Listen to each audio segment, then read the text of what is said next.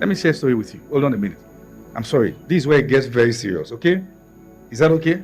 Because I'm going to how children perceive love. Then I'm going to touch parenting. This is where we are going to have issues.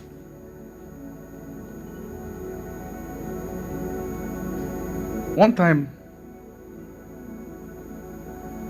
a young lady came from a very funny home. I mean, you didn't choose where you were born, so it's not your fault. But the mom and the dad had issues, so much so that the way the mother knows to deal with the man is to mix food that is already decomposing with new ones. Soup that is decomposing, she will add some ingredients, and she's found that if she had more pepper, it will not taste the sourness. And she will add some new ones and open it when she's warming it so the smell can go out. And she will serve him and watch it. And many times when the mother is doing it, she will be in the kitchen gisting with her. I told her, don't marry like this. You have seen it. You are likely going to repeat it. Because something will tell you when a man is like this, that's how to respond. Many parents destroyed their own children's homes because they don't know how children perceive love. The way a child perceives love is sacrifice. It's not the useless stories we hear. It is who is making sacrifices that shows that this is the mother. Let me show you a story. One of the stories about Solomon, or one of the events in the life of Solomon that made Solomon so popular, his fame went abroad when that happened, was when an harlot slept on her own child and went to pick the child of her friend that they gave birth around the same time and dropped her own dead child around that one.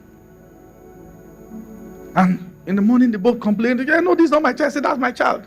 They went to the palace. The king commanded one of his swordsmen, take your sword and divide the child into two. It was the mother of the child who was willing to sacrifice ownership for survival. Listen to this. As you begin to grow older, you must learn that you have more than just your husband or your wife to love. Now you have children to love. And what will communicate love to them is that in your decisions, they can see sacrifices, things that are legitimate that you had to forgo so they can have a good life. So it is woke to the generation that if a man is stressing you, leave the house for him. I'm not talking about the case of domestic violence now. If it is woke to be a baby mama, I can't be submitted under any man. Then you will raise children without fathers in their life because you lived for you. You did what you did for you, not for them. And they grow up lacking the vital part a man supplies. One party can't bring what God designed the both parties to bring. And you must understand that. That as you are maturing, you start learning not to live for you alone.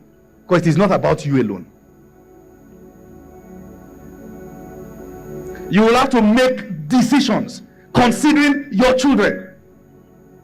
That when I insult his personality or insult her personality, do I want my daughter to be dragged like this? You must learn to begin to make decisions. To stop eating alone. Start becoming responsible. Start thinking about the fact that somebody is going to come out from your loins. That your decisions directly affect who they become.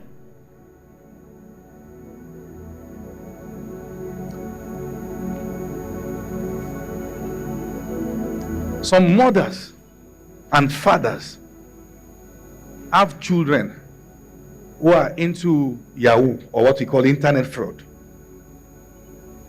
And they will take the children's name to prophets to pray for the child.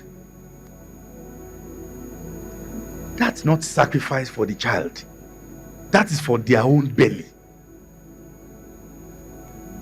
She doesn't love the child. She just wants to survive.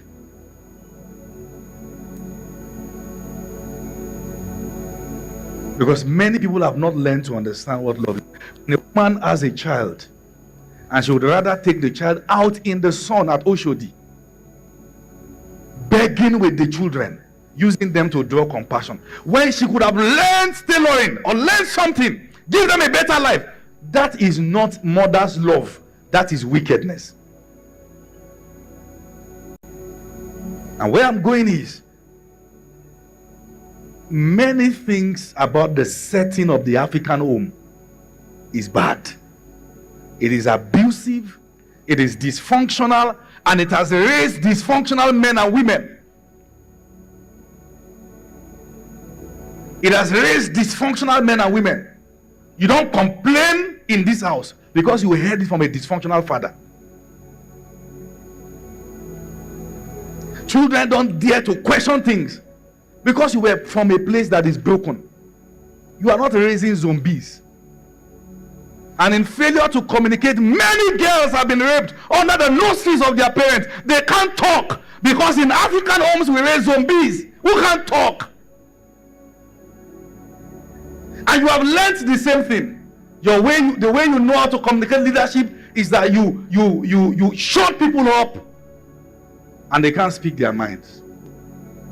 And these things follows us as pastors. Many pastors are abusive because they are from abusive backgrounds. And when I mean abusive, I mean they will abuse your essence. It is not just fathers who don't know how to hug and say I love you. I know what it took for me to learn it as a pastor. I had to go on a personal decision, a personal journey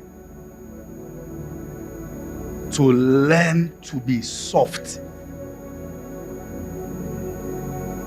That I can hug any of my pastors. And sometimes I watch how I struggle to do it, and I know that something is spoiled within me. This is not the definition of a man. Don't accept yourself the way you are. Go on a journey to heal and be soft and release that love. You will have it. It is that dysfunctionality that has closed that place. And we must understand that. Start learning to make decisions that favors your children. Begin from now by marrying a good person, not for yourself, but for them also. We have to understand that. Children essentially understand love by looking at the sacrifices you make for them. So anybody who doesn't understand sacrifice should not attempt parenting. It's a journey of compromise, of sacrifices, where you have to withhold certain things and not respond in certain ways because your daughter is watching.